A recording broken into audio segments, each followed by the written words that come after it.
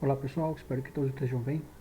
Vamos dar continuidade ao nosso curso de Matemática Aplicada e vamos abordar o tema de análise combinatória, passando aí pelos princípios fundamentais de contagem e permutação e também arranjo e combinação. O nosso objetivo vai ser compreender a análise combinatória quanto ao conhecimento construído historicamente a partir da necessidade do homem contar e classificar os acontecimentos.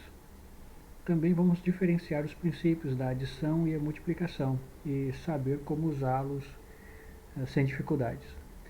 Para a contagem e permutação, temos que passar sobre a origem dos jogos. Segundo alguns relatos, em algumas escavações arqueológicas, foram encontrados nas civilizações mais antigas vestígios de jogos. O primeiro jogo que se tem notícia é o dado. O antepassado do dado é chamado de strágalos, ou estragalos, com o plural estraga, ou estragale, enfim, que era feito de osso ou então de cascos de animais.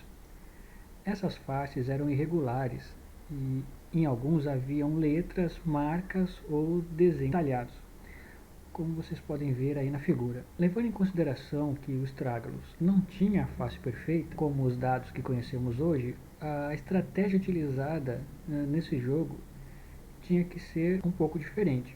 As pessoas tinham que, observar o Stragale utilizado e assim saber quais as jogadas que poderiam ocorrer, e 2, verificar a jogada que saía com mais frequência e aí sim apostar nesse resultado. Cabe observar que essas duas estratégias representam exatamente o objetivo de uma análise combinatória. O jogo de Strágalos não foi utilizado apenas para diversão. Ele ganhou também um caráter sobrenatural e religioso, pela observação de que, ao jogar um Strágalos, o resultado nem sempre era o mesmo. Então achou-se que isso poderia ser algum tipo de aviso ou mensagem das divindades. O par ou ímpar também foi um dos primeiros jogos a ser utilizados nesses propósitos divinatórios. A pergunta era feita ao adivinho, cuja resposta era sim ou não. Em seguida, o par era definido, era associado, ao sim, o ímpar ao não, e então os dois jogavam. Um pesquisador, Davi, em 1962, chegou a relatar em um trabalho de pesquisa que o jogo de Strágalo foi muito difundido no Império Romano, tanto que chegou a ser proibido, mas nem mesmo as autoridades da época, os Césares, respeitaram essa proibição. A transição dos Strágalos para os dados levou milhares de anos. É possível que o primeiro dado tenha sido obtido pelo lixamento dos lados arredondados do Strágalos até que ele ficasse aproximadamente plano. Os primeiros dados, da maneira que conhecemos hoje, foram descritos como sendo de barro e datam de aproximadamente 3.000 anos antes de Cristo. Tinham algumas marcações, como podemos ver aí na figura 2. Mas aí você pode falar do jogo de cartas, né? O jogo de cartas, ele não tinha sido inventado até 1350 depois de Cristo. Mas depois da sua criação, começou a disputar espaço com o dado, tanto como instrumento de jogo quanto de previsão. Como instrumento de previsão, a pergunta era feita pelo interessado, que agora tinha mais opções de respostas, 52 no total. Os primeiros baralhos eram caros e, por esse motivo, o jogo de cartas levou centenas de anos antes de finalmente desbancar o dado. Ao entrar em um jogo, temos a preocupação natural de saber qual a possibilidade de ganharmos, o que motiva a criar uma nova maneira de contar. Das técnicas de contagem, as duas mais simples são o princípio da adição e o princípio da multiplicação, os quais iremos discutir a seguir. Princípio da adição. Imaginemos que uma garota foi convidada para ir a uma festa. No seu guarda-roupa, ela tem 5 pares de tênis, 4 pares de sapatos, 8 pares de sandália. Ela escolhe a roupa e deixa para escolher o que calçar por último. Quantas são as maneiras de escolher o que calçar?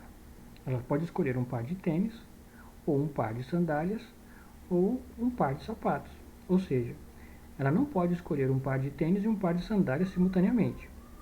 Dessa forma, ela tem 5 escolhas se for o par de tênis, 4 escolhas se for um par de sapatos, ou 8 escolhas se for um par de sandálias, totalizando 17 escolhas possíveis para o calçado com que irá à festa.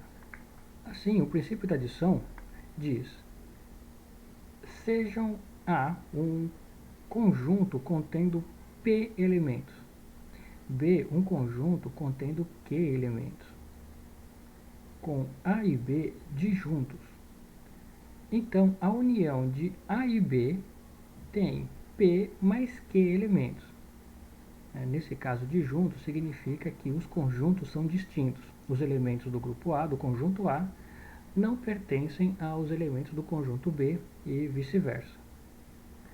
A expressão matemática desta frase, dessa definição, é colocada na parte de baixo do slide. Sejam A e B um conjunto finito, tal que, então esse símbolo significa tal que A intersecção B igual ao conjunto vazio. Então, os elementos da união entre A e B é igual aos elementos de A mais os elementos de B. Vejamos um exemplo.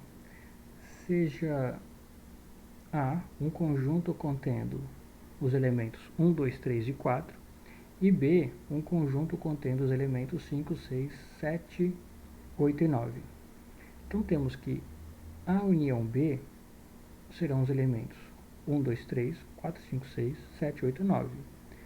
A intersecção B será um conjunto vazio. Os elementos que nós temos no conjunto A totalizam 4. Os elementos no conjunto B totalizam 5. E como podemos comprovar, o total de elementos de A união B será igual a 9. Um segundo exemplo. Suponhamos que Johnny seja muito organizado e divida as roupas em dois guarda-roupas, A e B, da seguinte forma. No guarda-roupa A, apenas as roupas novas, as que foram usadas no máximo uma vez. No guarda-roupa B, as demais roupas. Então pergunta-se, considerando o guarda-roupa A o conjunto de roupas novas e B o conjunto das demais roupas, esses conjuntos são distintos? Ainda, podemos garantir pelo princípio da adição que Johnny tem as roupas de A mais as roupas de B como peças, com total de peças? Vamos às respostas? Sim. Para a primeira pergunta, sim, pois se a roupa é usada no máximo uma vez, ela pertence ao conjunto A. E se a roupa foi usada mais de uma vez, ela pertence ao conjunto B. Essa resposta enfatiza a resposta da segunda pergunta. O princípio da adição diz exatamente isso, que os dois conjuntos são disjuntos. O que pertence a A não pertence a B. Logo, o número de elementos da união é a soma dos números de elementos de cada conjunto. Vamos entender agora o princípio da multiplicação. Bom, com alguns exemplos. De quantas maneiras diferentes podemos formar um casal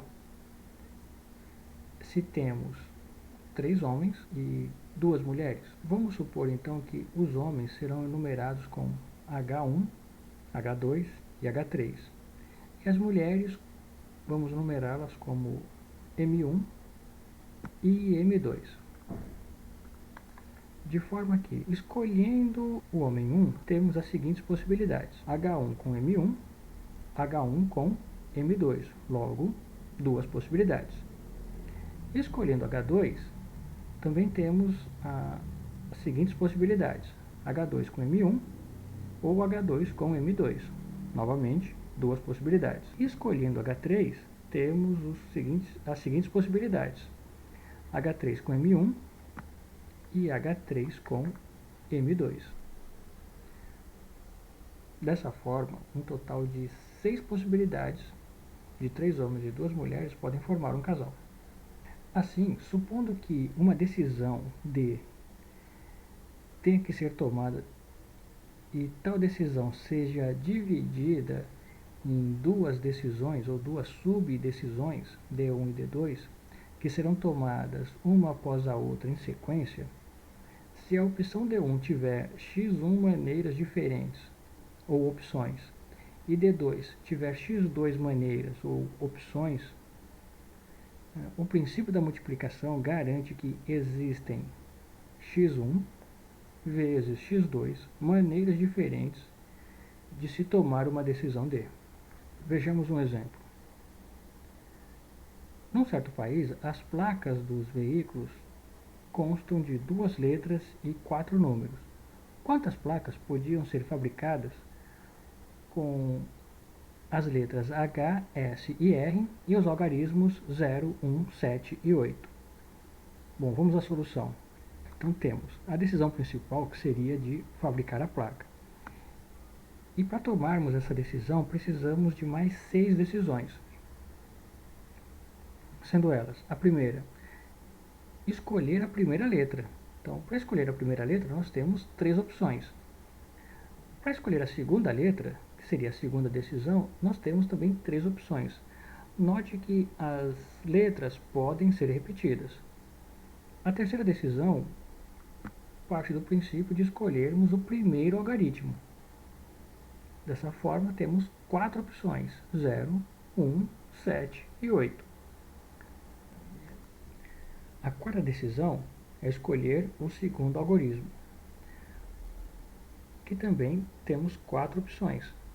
Note que para os algarismos também podem ser repetidos. Logo temos as 4 opções: 0, 1, 7 e 8. Da mesma forma que escolher o terceiro algarismo e o quarto algarismo com mais 4 opções. Dessa forma, pelo princípio da multiplicação, temos que multiplicar as 6 decisões, ou os elementos ou as opções de cada uma delas. Então, multiplicando 3 vezes 3 vezes as 4 opções das 4 decisões dos algarismos, 4 vezes 4 vezes 4 vezes 4, temos um total de 576. Ou seja, nós podemos, com essas 3 letras e os 4 algarismos, fabricar até 576 placas. Vamos entender então o princípio de combinação e arranjo.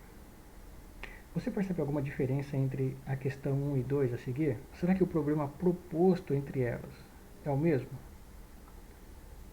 De quantas maneiras podemos formar dentre 4 pessoas um grupo de 3? Agora na segunda. De quantas maneiras podemos formar dentre 4 pessoas um grupo de 3 para preencherem os cargos de presidente, de vice-presidente e de contador de uma empresa? Respondendo à primeira pergunta, nós podemos formar até 4 grupos, colocando os envolvidos A, B, C e D. Então nós conseguimos formar aí 4 grupos distintos, a saber, ABC, ABD, ACD e BCD. Nesse caso, nessa primeira pergunta, não se está interessado na ordem com que é formado os elementos, apenas a quantidade de elementos que podem ser formados. Então, os elementos ABC, eles poderiam também aparecer como CBA ou BAC. Não tem esse elemento A, B e C representa todas as suas combinações. Agora, para respondermos à segunda pergunta, podemos imaginar que as pessoas de cada grupo formado na primeira resposta, na primeira pergunta, irão disputar entre elas as posições de presidente, vice-presidente e contador. Ou seja, nesse caso da segunda pergunta, tomar a decisão de escolher o grupo formado por pessoas para a qual essa resposta vai pertencer, de 3 entre as 4, e depois escolher qual o cargo de cada um, irá ocupar tem importância. Ou seja, a ordem com que escolhemos cada elemento tem importância agora. Assim, para aquele primeiro grupo formado por A, B e C, e tendo as posições de presidente, vice e contador, então verificamos que se escolhermos a ordem A, B e C, A será presidente, B vice e C o contador. Agora, se mudarmos a ordem entre B e C, então A continua como presidente, C agora é vice e o contador seria o elemento B. E assim por diante. Temos nesses três elementos 6 possibilidades. Escolhido então o grupo, temos 3 pessoas para ocuparem 3 lugares ou cargos, ou seja, um problema simples de permutação.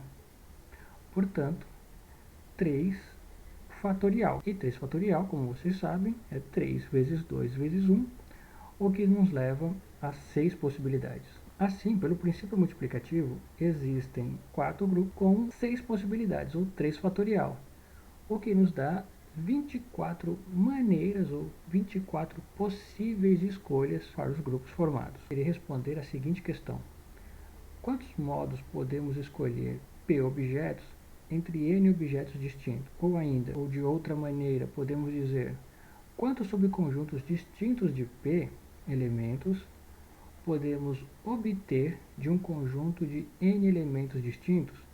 Cada subconjunto de P elementos é chamado de combinação simples de classe P dos N objetos.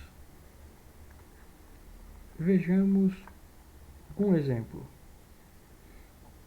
Ache todas as combinações simples de classe 2 dos objetos A1, A2, A3 e A4. Bom, temos que tomar duas decisões, uma vez que a classe é 2, então temos um P igual a 2. Dos N objetos, quantos objetos? 4. Então, a primeira decisão, escolher o primeiro elemento, para qual temos 4 opções, A1, A2, A3 e A4. Para a segunda decisão, escolher o segundo elemento, nos restam então 3 elementos. Nós temos 3 possibilidades, já que um elemento foi escolhido na primeira decisão. Temos assim, pelo princípio multiplicativo, x1 vezes x2, ou seja, 12 possibilidades de tomarmos decisões D1 e D2.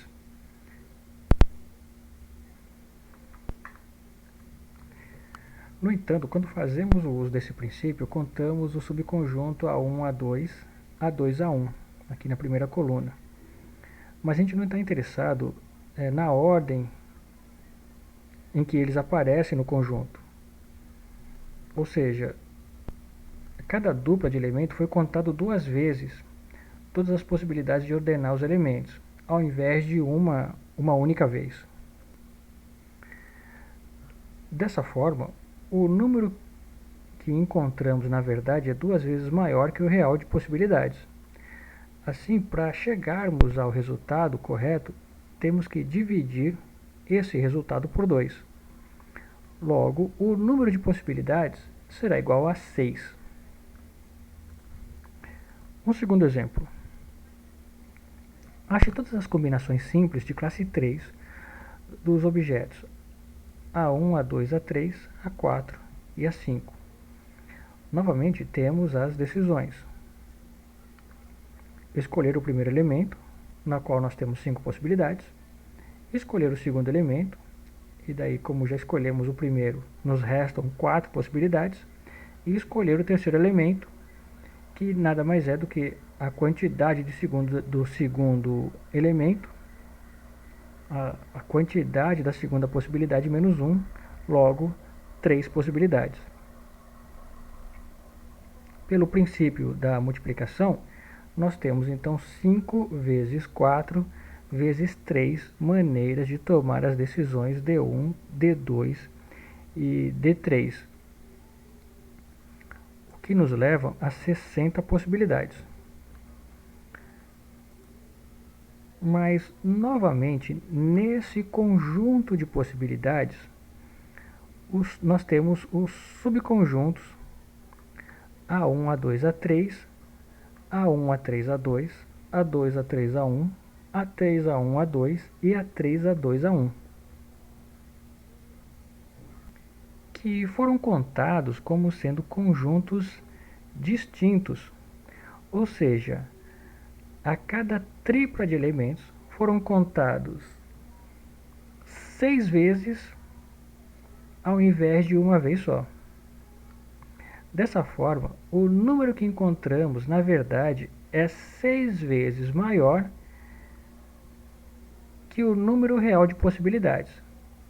Assim, podemos chegar ao resultado dividindo o que encontramos por 6, pela permutação desse valor,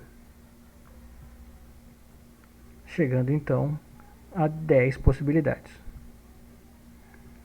Bom, repetindo esse procedimento, podemos escrever então que o número de possibilidades, repetindo esse procedimento para conjuntos quaisquer, com n elementos e contando as classes de ordem P, chegamos a número de possibilidades igual a n vezes n-1, vezes n-2, vezes n-3 e assim sucessivamente até n menos p-1 dividido por p fatorial. Bom, reduzindo esta equação, ficamos com n vezes n-1 e reduzindo até n menos p mais 1 dividido por p fatorial. Vejamos um exemplo de como aplicar essa combinação. No cardápio de uma festa existem 10 tipos de salgadinhos, dos quais apenas 4 serão servidos quentes. O garçom deverá montar as bandejas com apenas 2 tipos diferentes de salgadinhos frios e 2 tipos diferentes de salgadinhos quentes. De quantos modos diferentes o garçom pode montar as bandejas? Então, a solução. Dos 10 salgadinhos, temos 4 quentes e 6 frios. Ou seja, o conjunto dos salgadinhos frios tem 6 elementos e o conjunto dos salgadinhos quentes, 4 elementos. E o garçom, ele tem que tomar 2 decisões. Na primeira decisão, selecionar 2 tipos de salgadinhos frios entre as 6 possibilidades. Na segunda decisão, selecionar 2 salgadinhos quentes entre as 4 possibilidades. Assim, para os salgadinhos frios, para a primeira decisão, temos a quantidade de salgadinhos vezes a quantidade a ser tomada, vezes o P.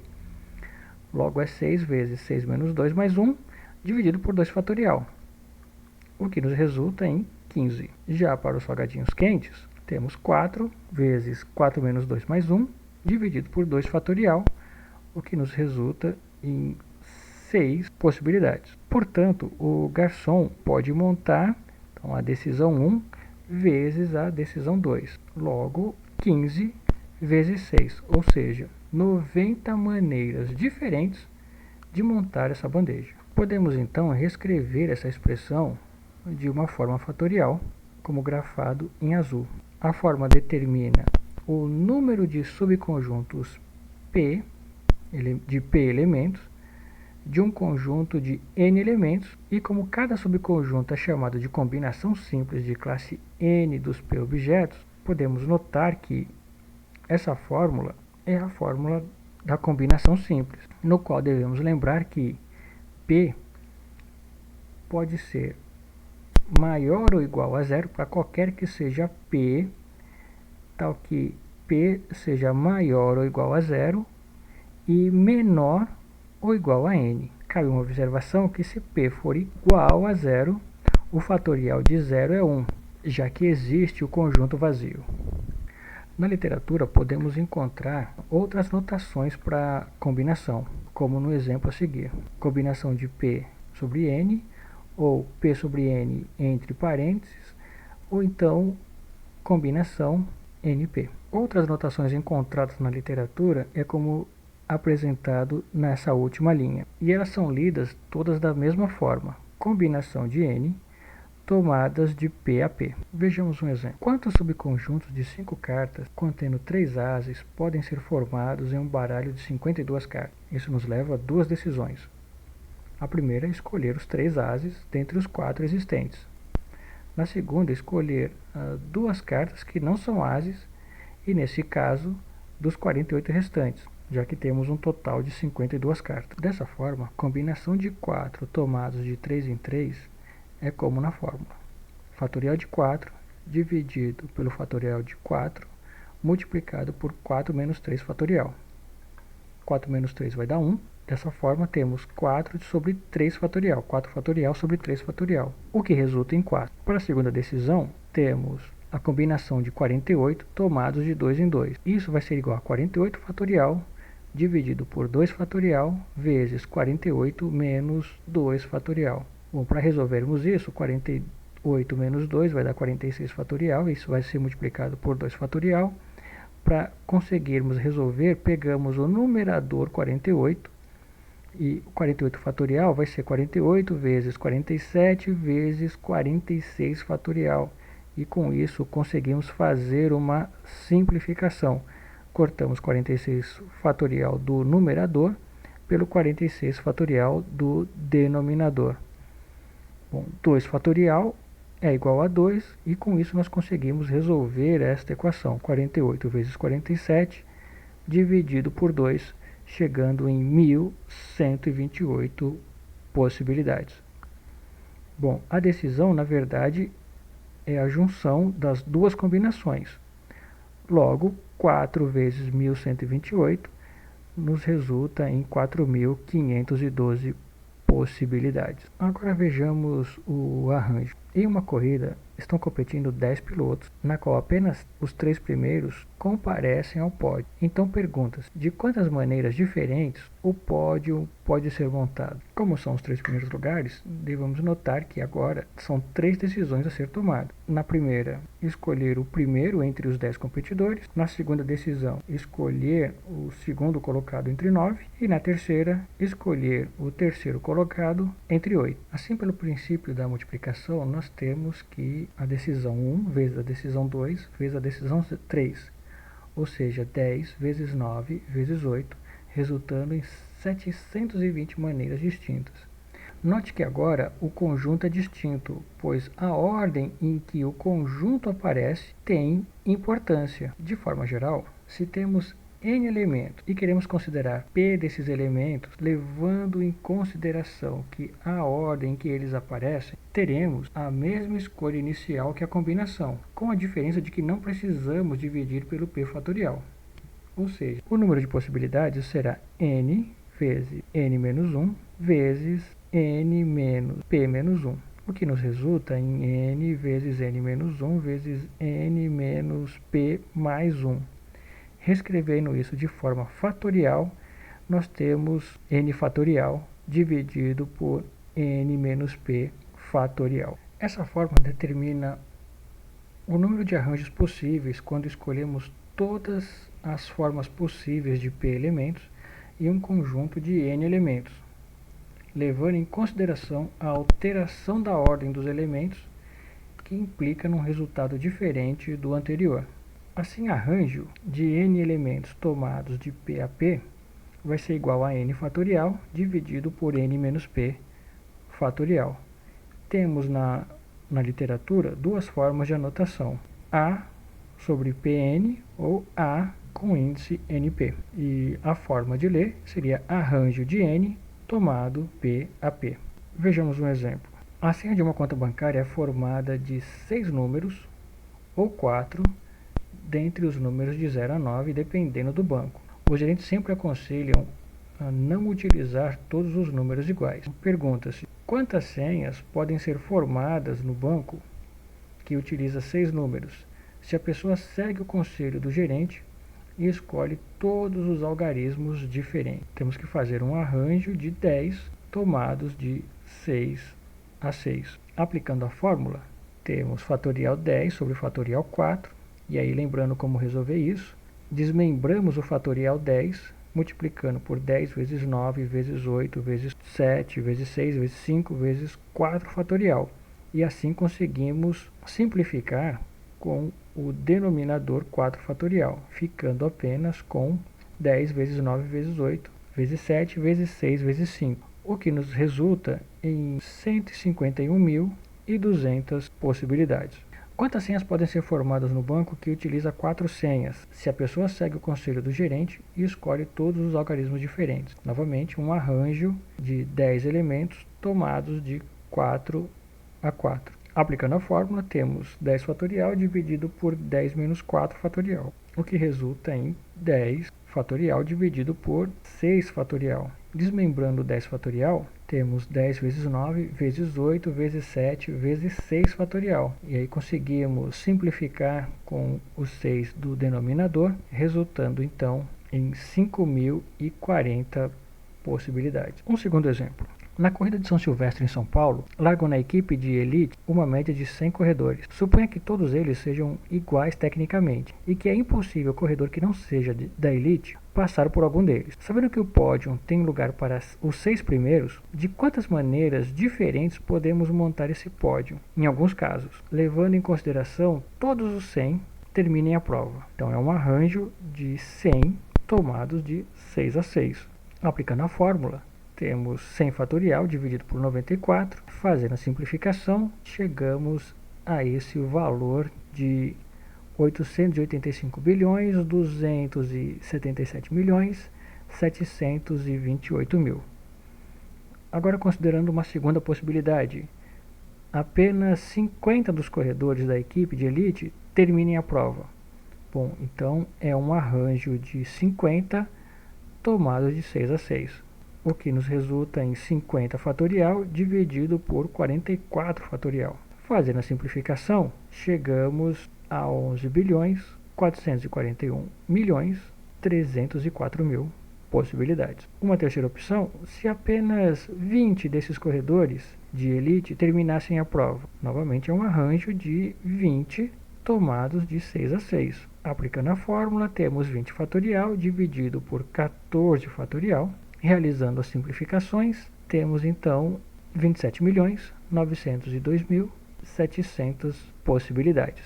Bom, pessoal, todas as quinta-feiras temos aulas Tira Dúvidas a partir das 14h30. Espero vocês lá. E também, bom, pessoal, temos aulas Tira Dúvidas a partir das 14 horas, todas as quintas-feiras, conforme foi combinado na nossa conversa.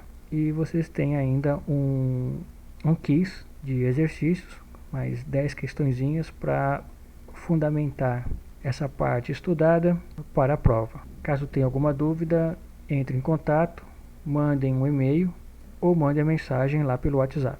Obrigado pela atenção de vocês e ótimo estudo.